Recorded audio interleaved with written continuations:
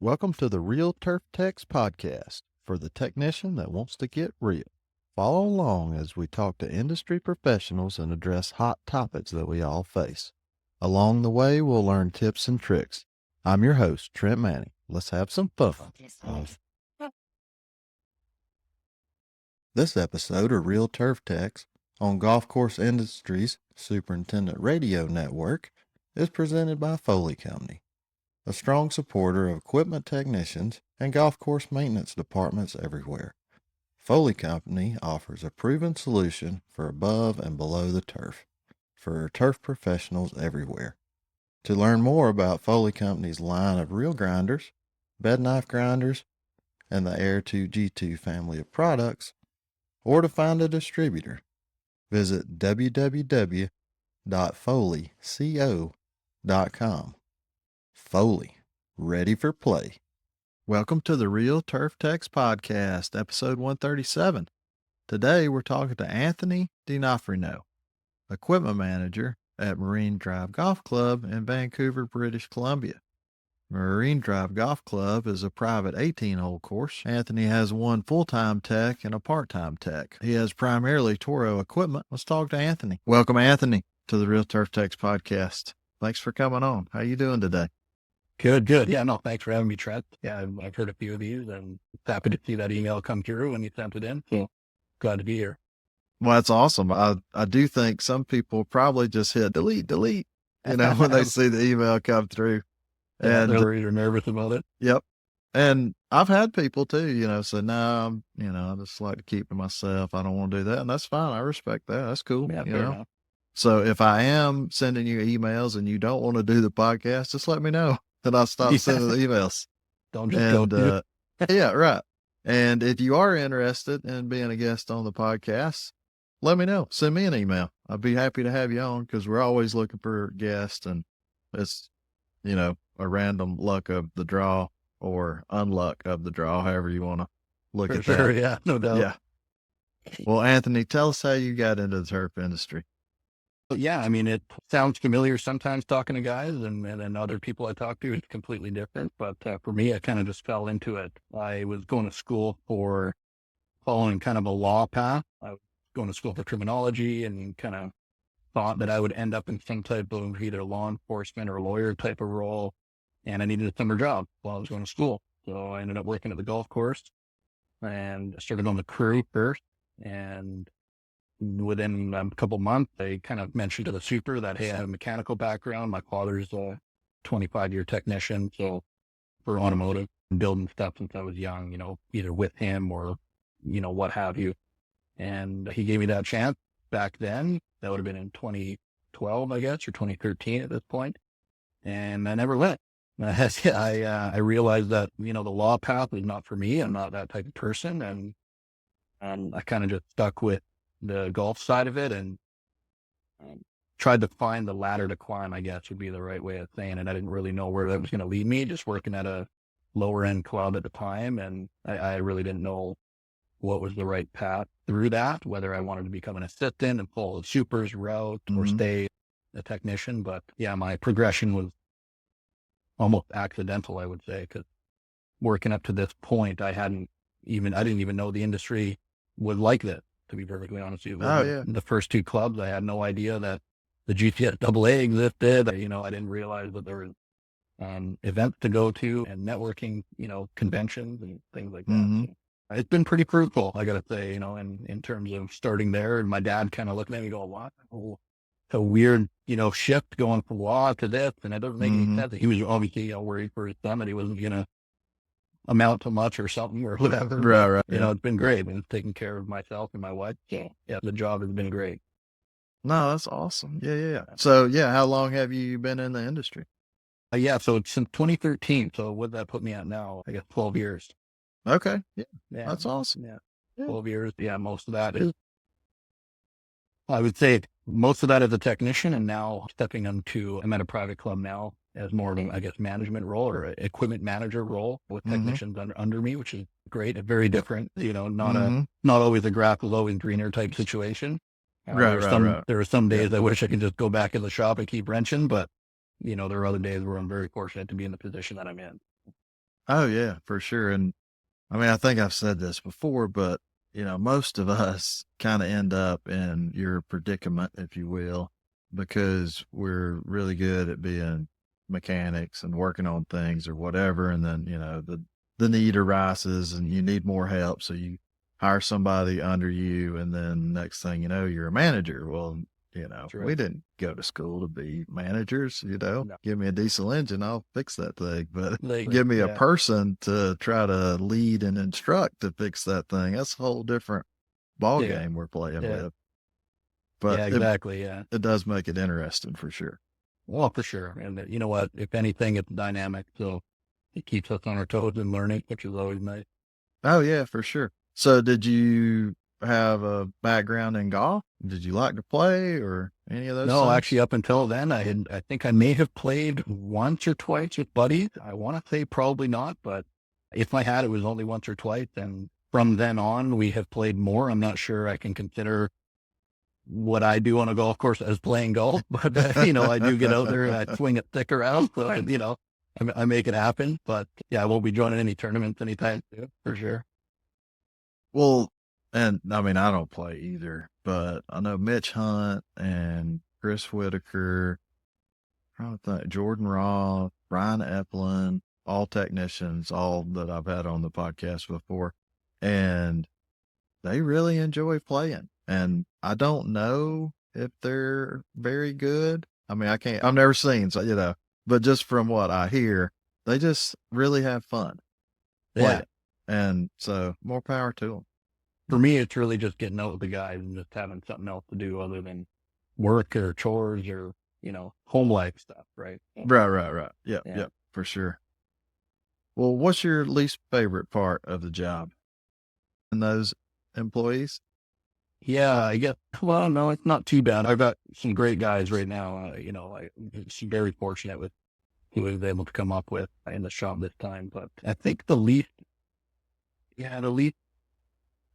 likely thing that I would want to do, probably just in terms of management, is crunching the numbers and sitting down and going through the budget meetings. And although they're necessary and you know, interesting spending someone else's money, it's just Mm-hmm. it's kind of monotonous for me to sit there for hours through a budget meeting or whatever it is and have to figure that out. Although it's just as important as everything else. It, like we understand, right? My peace comes from sitting and fixing something rather than sitting behind a desk. Oh yeah, yeah, yeah, for sure. Yeah, I don't know anybody that got into our role and said, "Ooh, I really want to sit behind the desk all day long." Exactly. I Yeah. mean, that's not what we signed up for. Even Yeah. though some of us do end up doing that, especially some of these bigger facilities. I was Yeah. talking to Jason Fontana last week, and he was at Desert Mountain. I interviewed him out there. He's Okay. also at CTEM, and now he went to Medina.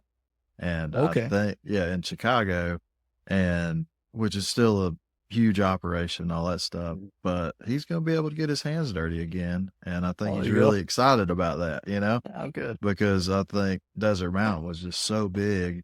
I want to say he had 14 techs working for him Oh, or something like that, that. I mean, it's a that's huge the dream. property.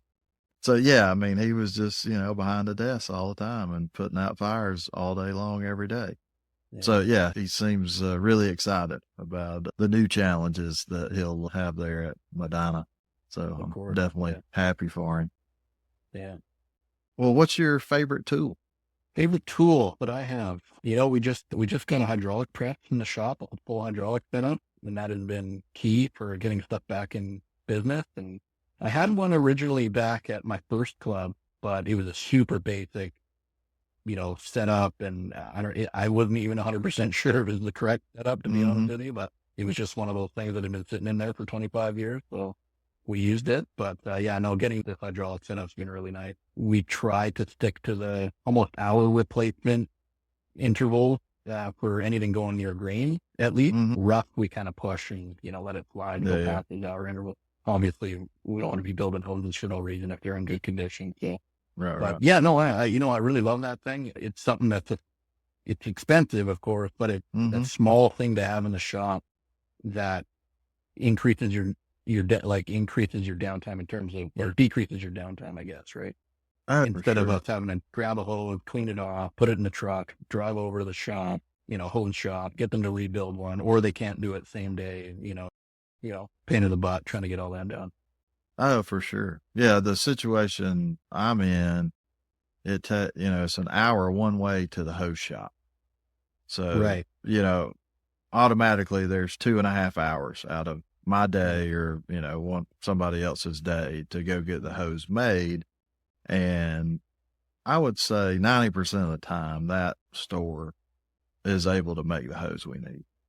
I Right. do Yeah. have a Napa that is closer, it's 20 minutes away, but it's, you know, 10% of the time they might have the fitting I need to make the hose. So I Yeah. usually don't even bother going over there.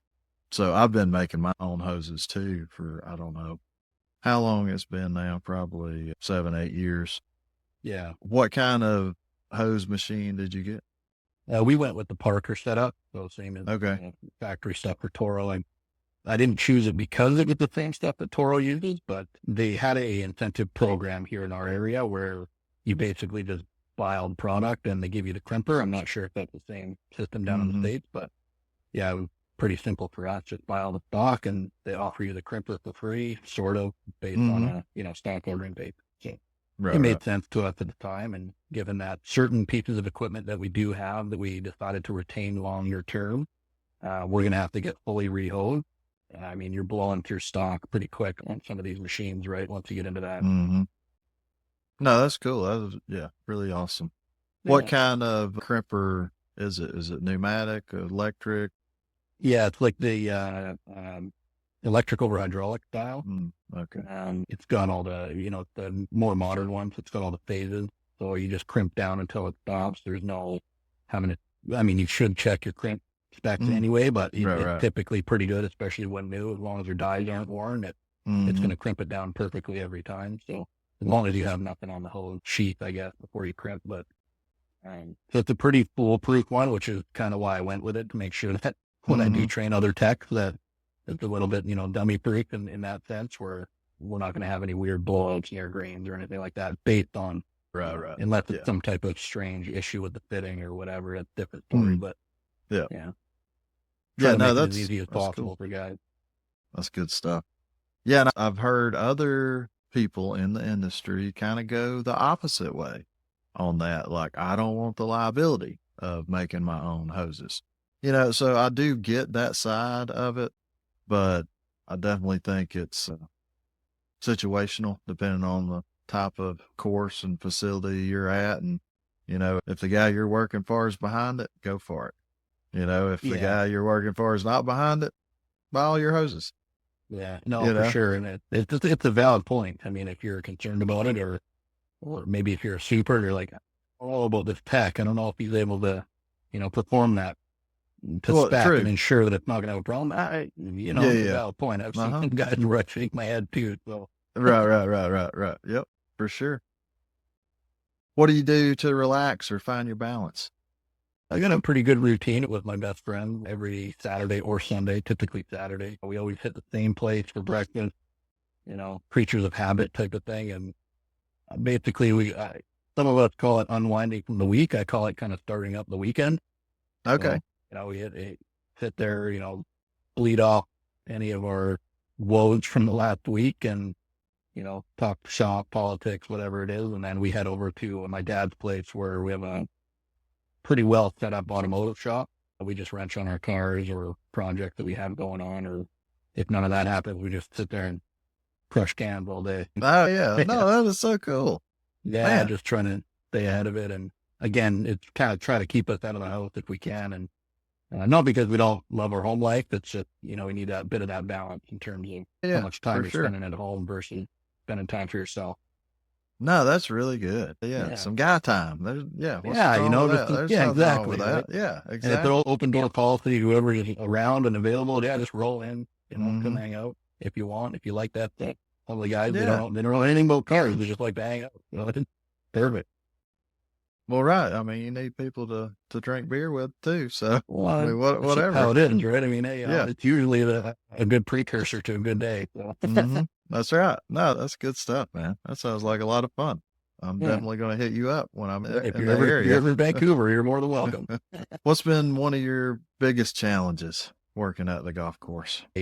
So it's a great facility. The building itself is not that old, and I'm sure that me complaining about space to certain guys would be like, "Oh, you're out to lunch." But Mm, the way that the shop is currently set up is, imagine a big one bay. So it's a huge one bay with a hoist in the middle. I've got a bay door in front of the hoist and behind it. So it's like almost like a drive-through style, but it's awkwardly built in the sense that I can't really put equipment on either side of the hoist, and there's not enough room front to back to put them on the edges. It uh, makes it kind of difficult. And with the amount of equipment that we have, it'd be nice to have at least two bays, one for sort of real setup and then mhm, one for repair, because a lot of the time we put something on the hoist and then, you're in the middle of the repair, you're like, not really worth taking it off while we wait for a part. mhm, And we need to get, head set up or whatever the case may be. So it just tends to be a bit cumbersome and slows us down and end up running into efficiency issues. So we've been in conversation for a little bit now and figuring out how we're going to expand if we need to. mhm, But there's kind of the long-term goal of getting this shop moved to a different side of the course where we can build a new facility anyway. We're yeah. pretty small, short on storage as well. And it's just changed over the past 30 years in terms of how much equipment we have. And I think they built the building a little too small even back then for themselves. Mhm. So it's sort of the same story you hear at a lot of places, to be honest with you. But yeah. Yeah, the amount of equipment that we have now, I got the two courses, but the one I stay at primarily is an 18-hole course.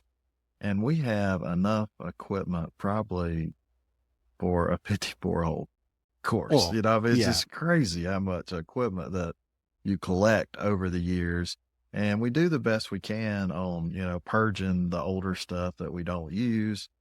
But I mean, that's the other thing. Like when I first started in 95, I think we had 12 people on the crew, including the mechanic, the assistant mechanic, a superintendent, and an assistant superintendent. And now in the summertime, we got almost 40 guys on the Yeah.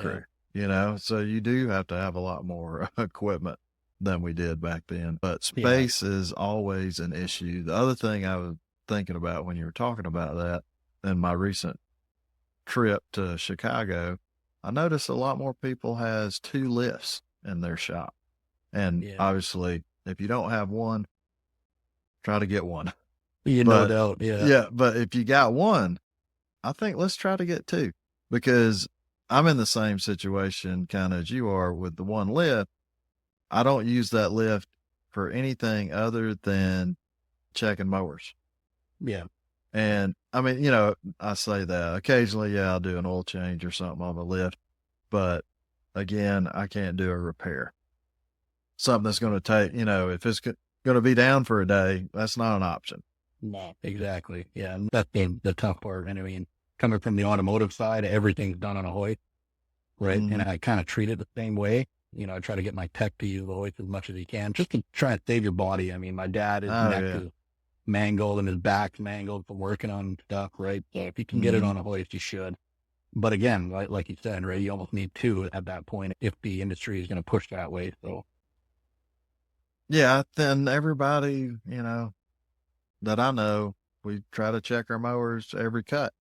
So, and, we're mowing every day, and that ties the lift up for a long period of time. yeah, exactly. Checking mowers in and out. What's one of the strangest things you've seen at work? Yeah, I've seen a couple things. Probably one of them was one of our guys at an old club. He's a good guy, great operator. He'd been there for a long time. But he's driving a tractor with a flighter on the back of it. And I don't know if what had happened. I can't remember the exact situation of why he couldn't turn, but he couldn't turn away from one of our lake hazards. And he started heading directly towards it. And I was probably, I don't know, maybe 200 yards away. And I saw the whole thing unfold. And he went into the water. And lucky for him, it wasn't a heavy drop. It kind of sloped in. So the tractor just followed the slope into the water.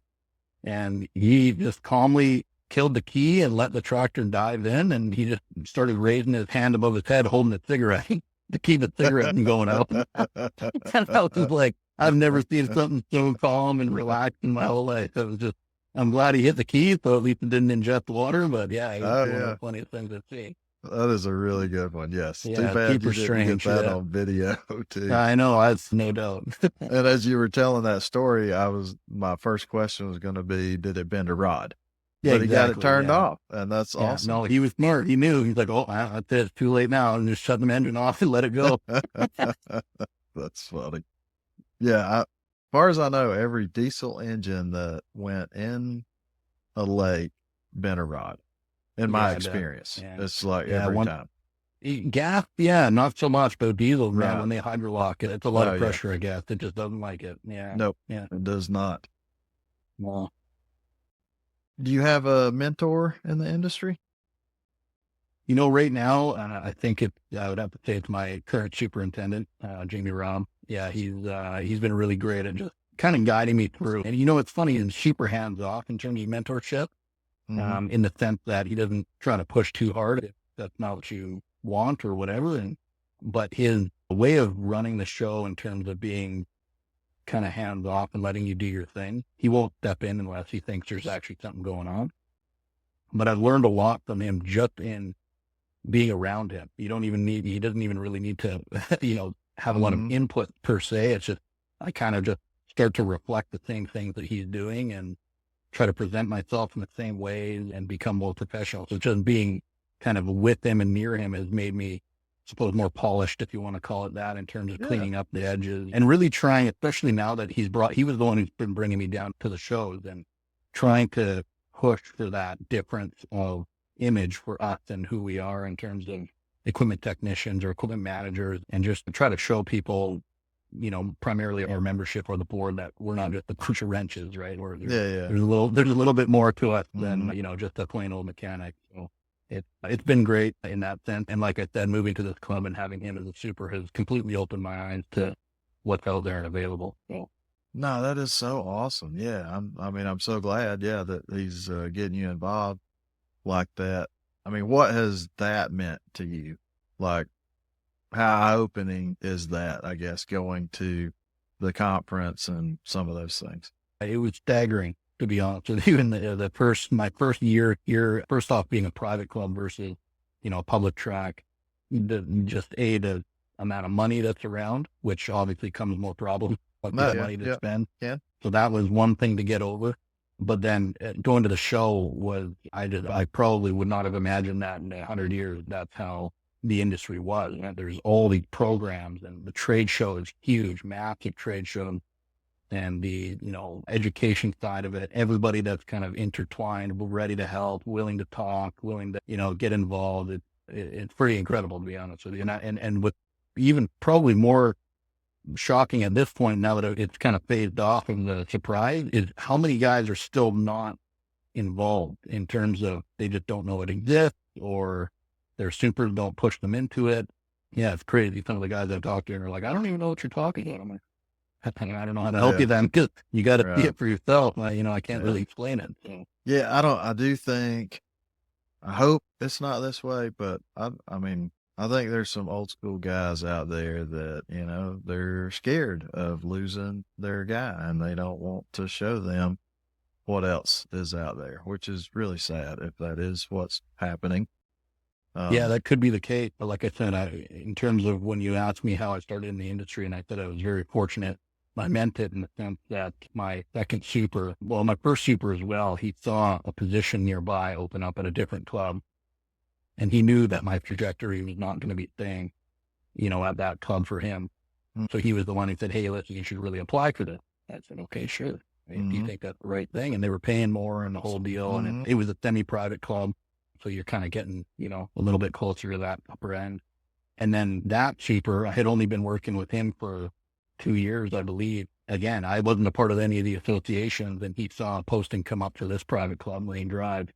And he said, hey, listen, I'd hate to lose you, but this is really a huge opportunity and you should consider taking it, right? And that having two superintendents willing to fall on their sword, because in our area, turf techs, or I mean, I guess people competent enough to be a turf tech, they're far and few between, Mm-hmm. right? And there's Oh not a yeah. lot of guys willing to work for, realistically, not the same amount of money as other technicians out there, Mm-hmm. whether it be heavy duty or whatever. So Yep. they knew full well that if they lost somebody, it could take some time to get another guy in there. So, Mm-hmm.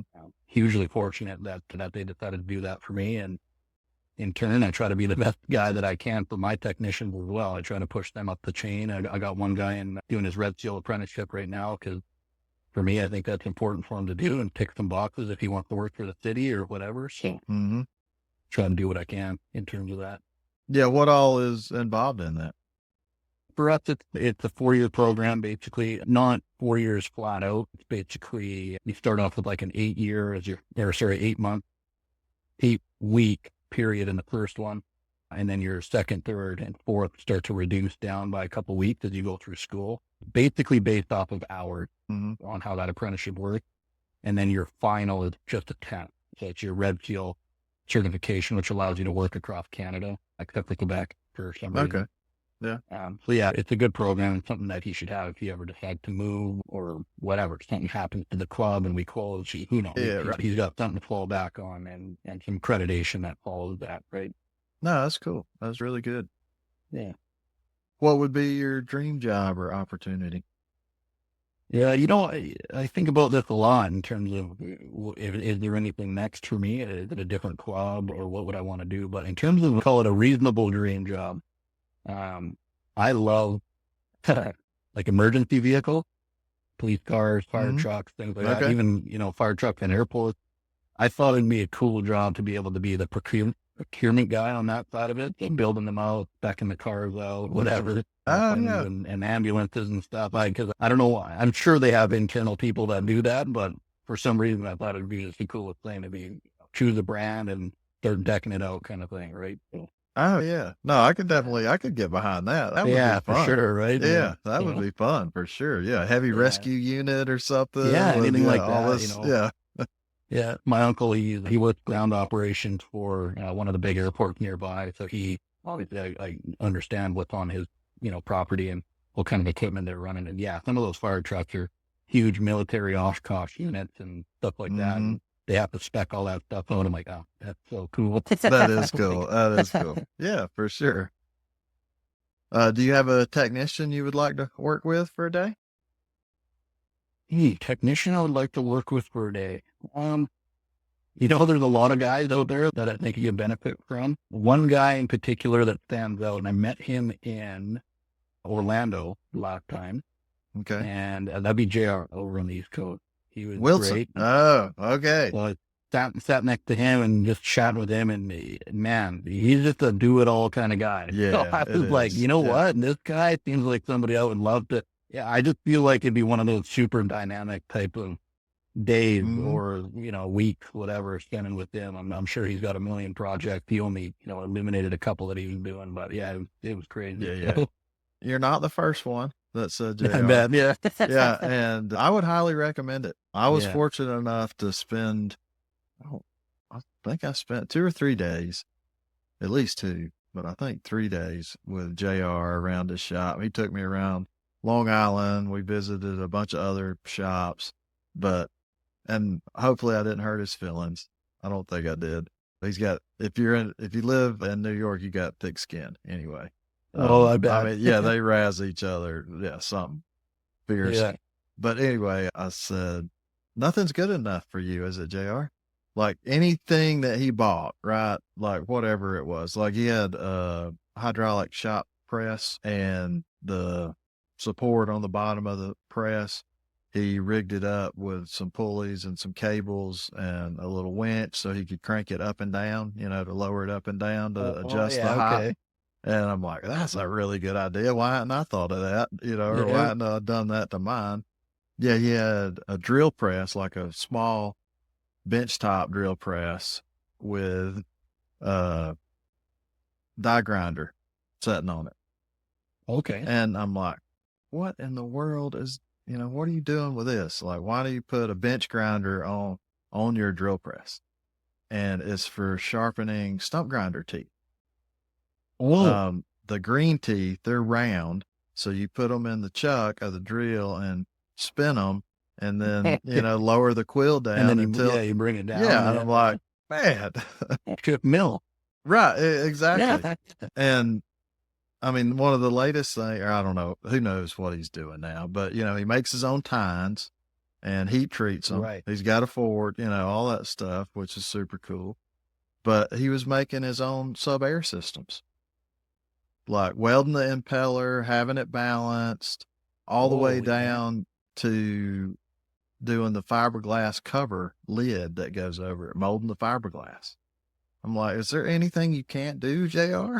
Oh man. I mean, yeah. That's made in the USA right there. I mean, I know. It's crazy. that's awesome. It's crazy. So yeah. That's great. No, and you know what? It's that type of, creativity and ingenuity that, I try to explain to my cheaper. I'm like, we're not just a mechanic. I mean, just a mechanic means you specialize in one thing or a couple of things here and there.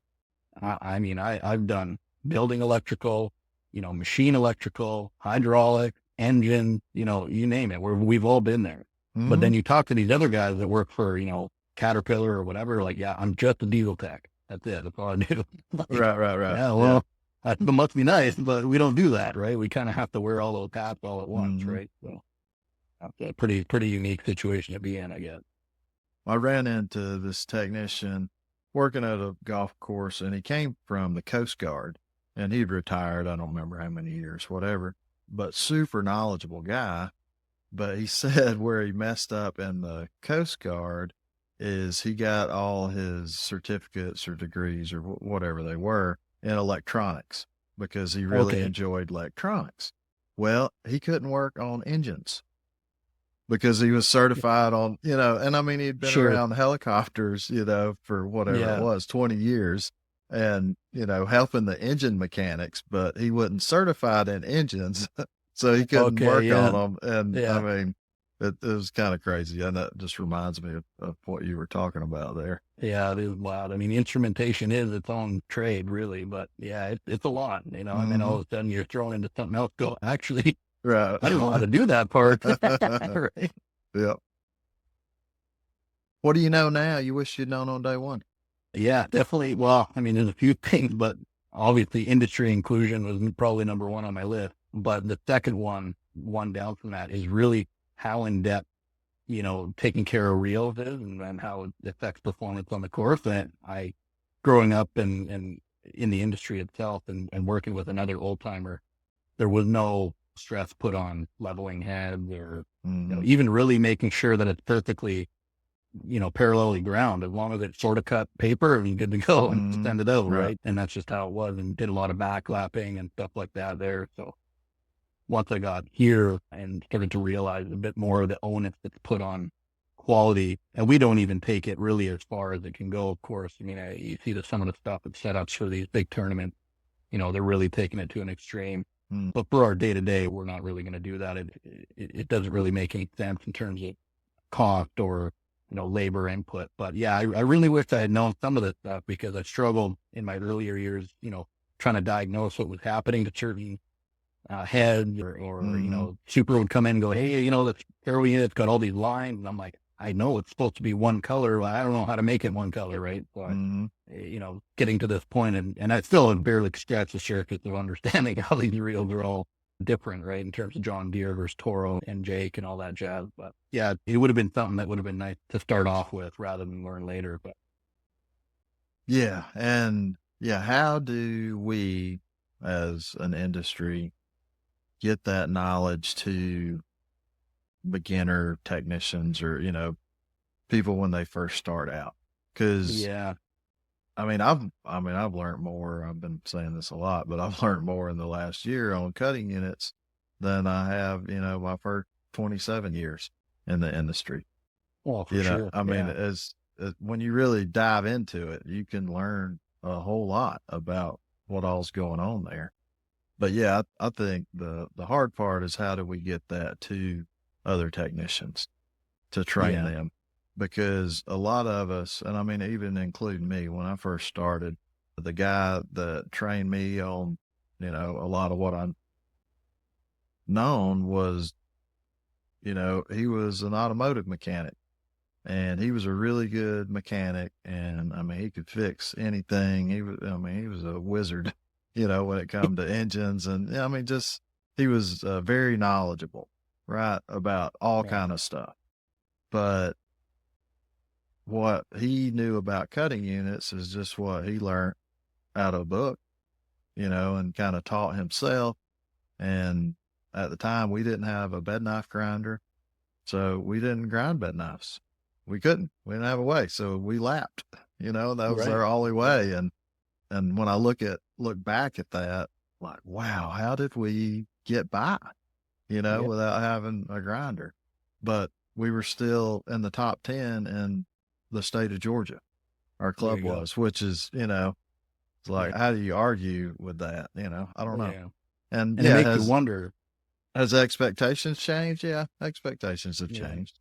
They're a little bit higher now than what they used to be. Yeah. To me, I mean, from what I can tell, it really seems like people have been making this big push for more knowledge and more change in terms of how they deal with their cutting units over the past 5 years, at least from what I can see.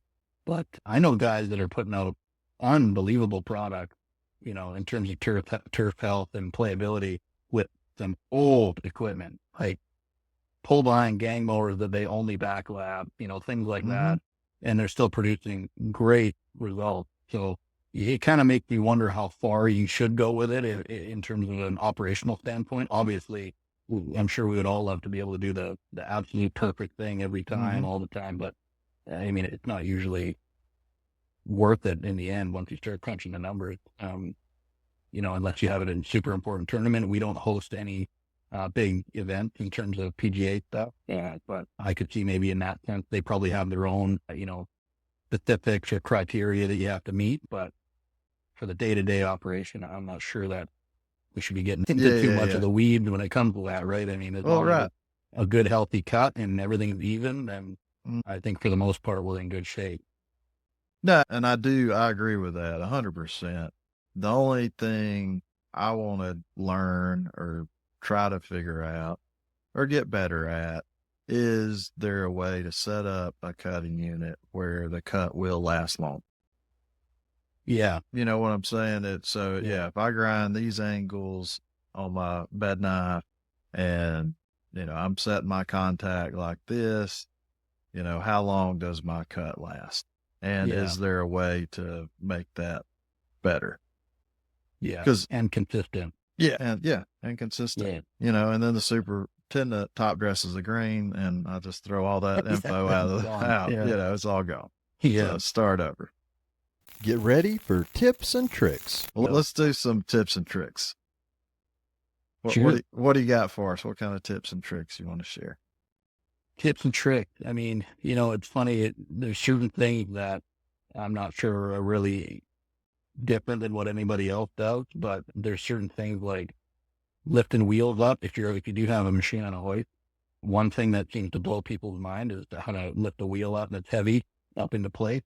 And people don't realize that if you bend the rim so that it's outside face, it's facing away from you, and then you grab the inside of the rim and just roll it up on your knee, you can actually just lift the whole thing up into place with zero effort. It doesn't hurt your back, none of that stuff. I see guys struggling with fairway tires, trying to put them up, and I've never had that issue. And again, that's something that's an industry transfer from automotive. Because if you see these guys working in the shop where they're working on an F450, those big dually wheels are crazy heavy. Well, they don't have a Mhm. machine. I mean, maybe some shops do, Right, but right. most of those guys are using that technique just to bump up the wheel and get it on. So that one blew my technician's mind when I showed them for the first time. So that's one that I try to kind of push to everybody, just, in terms of shop health too, right? I've seen, I can't tell you how many mechanics I've seen that, their knees are shot and their back's gone and everything, Mhm. kind of blown out from pushing hard and just trying to get the job done.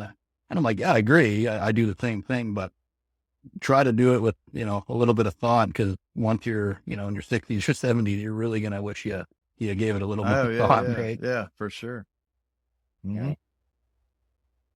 Well, yeah, that's probably one of the ones that I have. I don't know if you have anything to share with me, but I mean, that's a really good one, and, I mean, it makes me think, so if I have whatever kind of unit it is, and I don't remember who taught me this, if it was the mechanic that I kind of trained under, but you're squatted down, you're putting the tire on the machine, the machine's just off the ground, right? I take, I'm right-handed, but I take my left foot and I put my heel on the ground and I use my toe to like hinge or lever the tire up enough Okay. to get it onto the studs.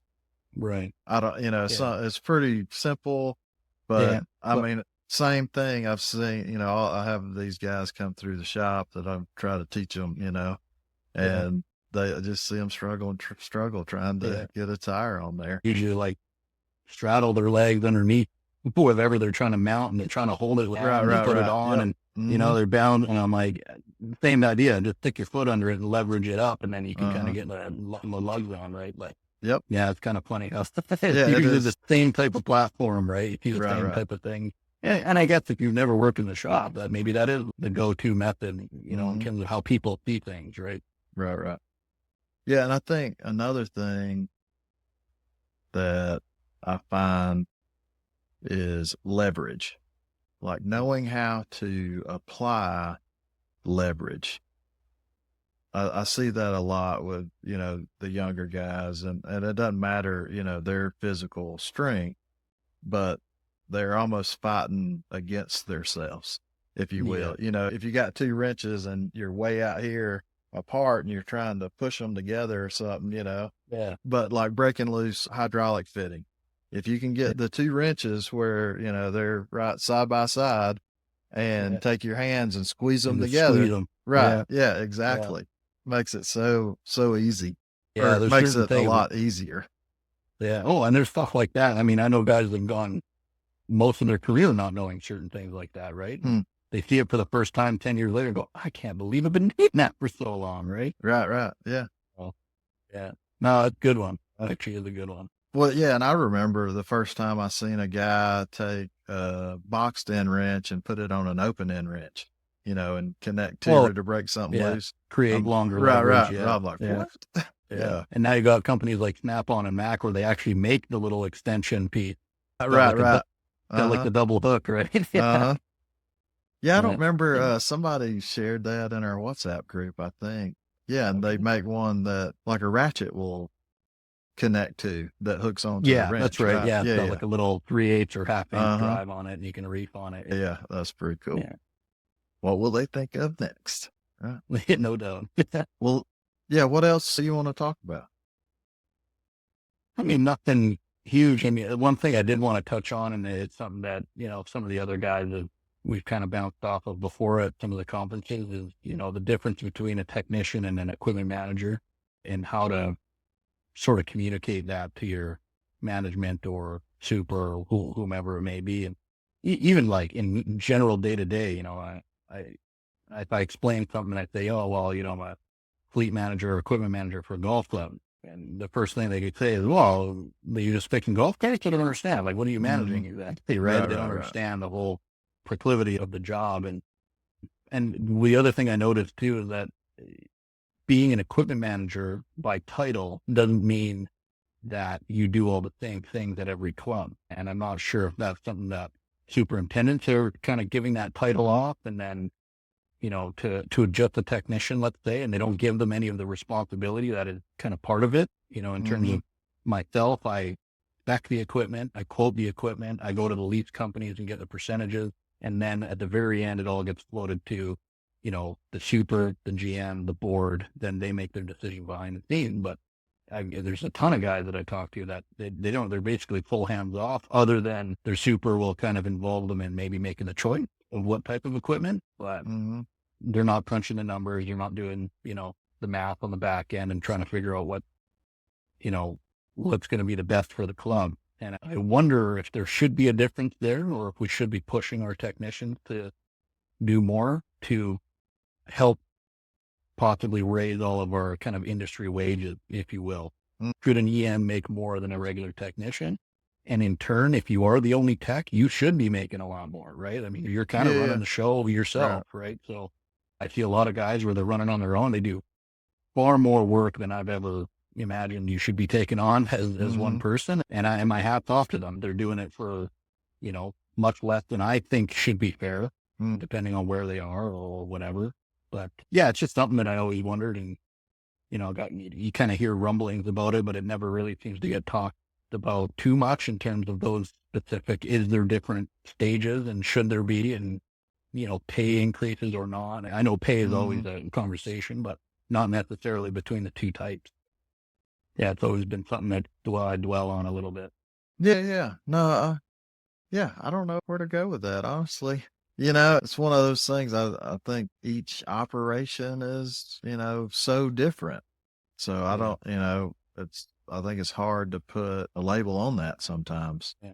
And Yeah. I mean, I'm thinking like my situation at my club, and I think my official title is equipment and facility manager, because I also manage the turf care facility.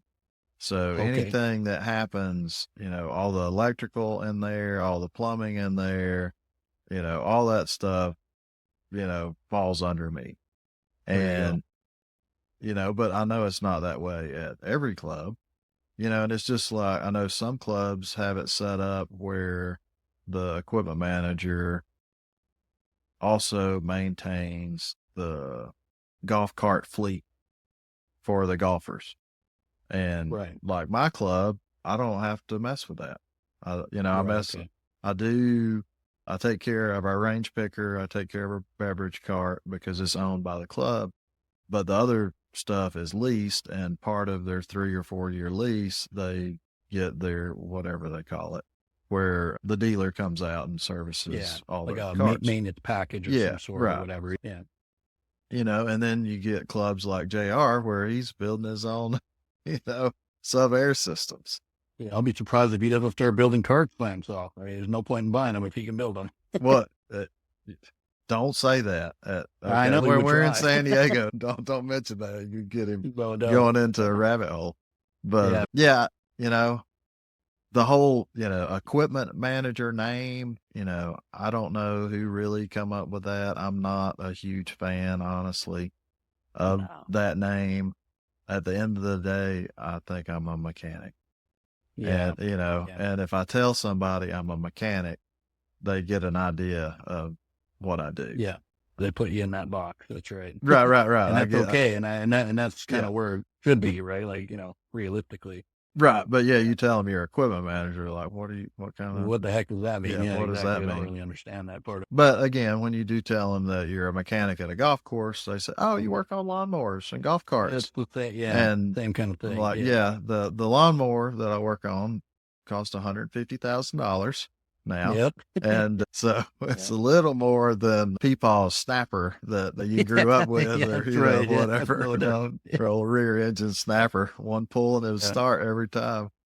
Yeah, no doubt. Yeah, this isn't. Yeah, these aren't just toys. That's for sure. Right. Yeah. So. Yeah, what's kind of the consensus amongst your group? Like in terms of how that should be played out. Yeah, well, my keeper thinks there should be a definitive line, and I'm not sure if that's just for himself, given the fact that maybe equipment and the understanding behind it isn't strong for him, right? Obviously, agronomy and running the course and understanding how to manage people, that should be his primary objective, and that's kind of where he sits with it. So he tends to try to hire somebody more in a management position. And I can jump in the shop and wrench and do all that. And that's not a problem. We do have some union stuff that we have to be careful with on how much time I'm spending in there. But for the most part, there's no issues. Yeah, in terms of the dividing line, he thinks that there should be a bit of a difference, because if you think about it, industry to industry, this is probably one of the only ones I've ever seen where you didn't have somebody in management making the call on a lot of this equipment. Sometimes $500,000 packages, $1 million packages, and you'll have a technician with, no background, no schooling, no nothing, getting put in the hot seat and then having to deal with it, right? And then getting paid, pennies to do it. I don't know. To me, it just doesn't make any sense. I mean, you look at the heavy equipment industry, trucking, whatever, they have all their own fleet managers that get paid huge amounts of money to take care of stuff. And when I talk to them, they're doing all the same stuff we are, really, other than, the hands-on stuff. But when it comes to the speccing equipment, going through options, how is this going to work for my club, especially with new stuff. Obviously, we all understand the same equipment that's been out there forever, 35, 55s from Toro or whatever, right? We get that stuff. But when it comes to all the other things, there's a lot involved. And I don't know, it just seems like a bit of a weird myth in our industry that we just let it kind of slide, Yeah. Yeah, it's kind of nice having him see it that way as well. I'm sure there are superintendents that don't, but to the same degree, there are superintendents out there that there doesn't seem to be really any, pay calculation. You got supers that could be at two different clubs right next to each other, making completely different amounts of money doing the same job. I never really understood that either. So yeah, it's a bit of an odd gap, I would say, in terms of what we deal with. But yeah, I've seen it even, like assistant superintendents, at one club, they might be making 35, thousand a year, and another club they're making 85,000 a year. Oh, for sure. And they're both 18-hole facilities, all those things, and they're both private. It's just crazy how across the board some of the pay ranges can be. Oh, for sure. Yeah. And is that something we can fix? Maybe not. Yeah, but right. Maybe talking about it helps. I don't really know. Yeah. I think everybody's generally aware of the issue. It's just a matter of how do we get out of it is a whole other thing. Right. Yep.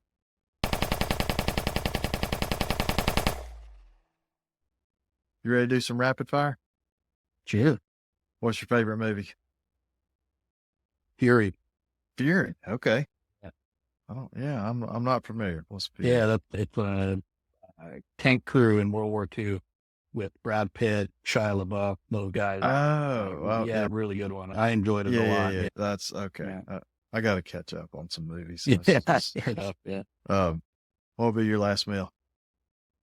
That's a good one. If my grandmother on my dad's side was still around, it would be this dish that she used to make. It sounds super weird, but it's unbelievable. So it's like fish in a red sauce with, like, I guess you would say reduced or sauteed grapes and raisins that are in it. And it sounds super weird, but it worked really well. And I didn't think it was a real thing. I thought it was just something she did, but actually it is some type of real recipe that she found. And yeah, an Italian thing that she found at some point. But yeah, unbelievable meal. And just one of those things that brings back a lot of memories. And all I'm sure. Well, yeah. And honestly, anybody's grandmother that's going to cook something, I'm down. That sounds so good. Grandma's cooking it. Heck yeah. Count me in. Usually can't beat it. Yeah. That's right. Yeah, for sure.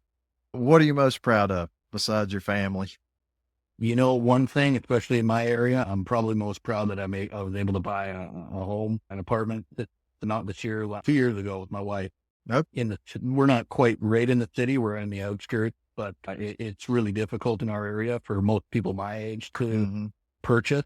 So I find myself very fortunate that I've been able to do that.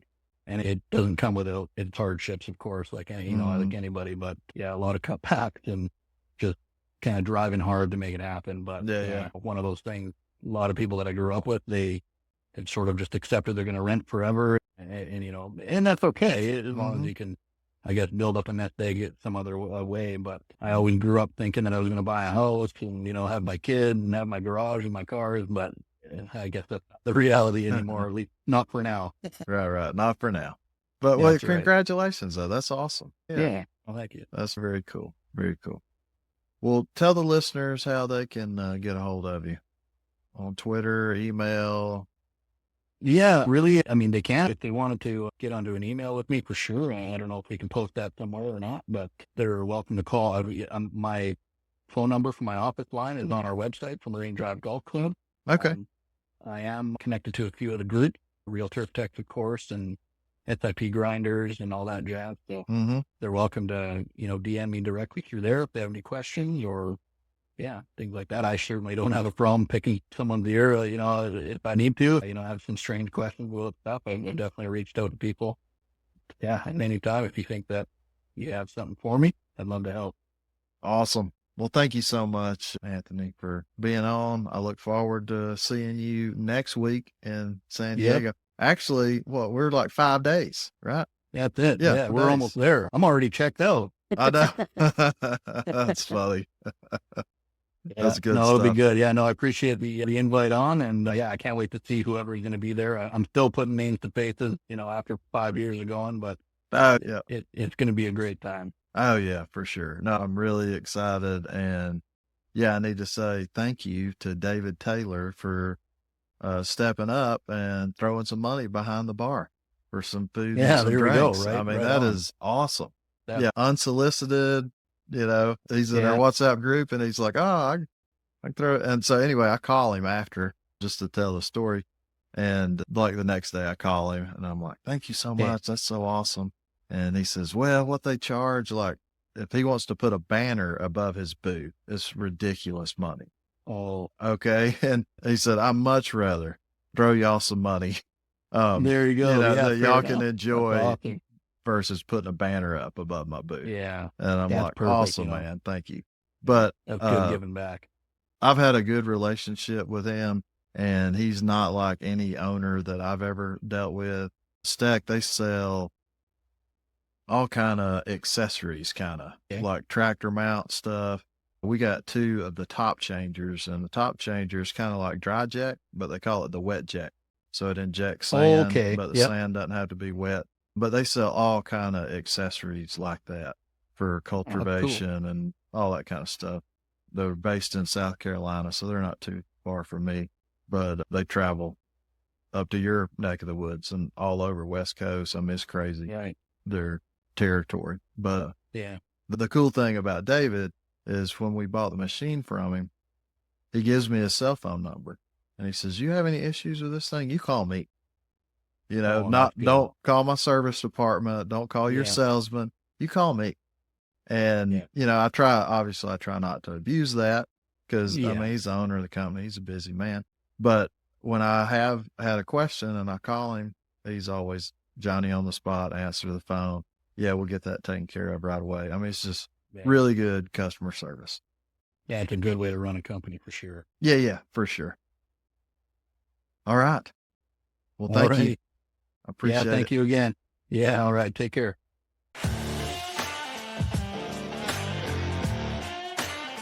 Thank you so much for listening to the Real Turf Techs podcast. I hope you learned something today. Don't forget to subscribe. If you have any topics you would like to discuss or you'd like to be a guest, find us on Twitter at Real Turf Techs. See you bye.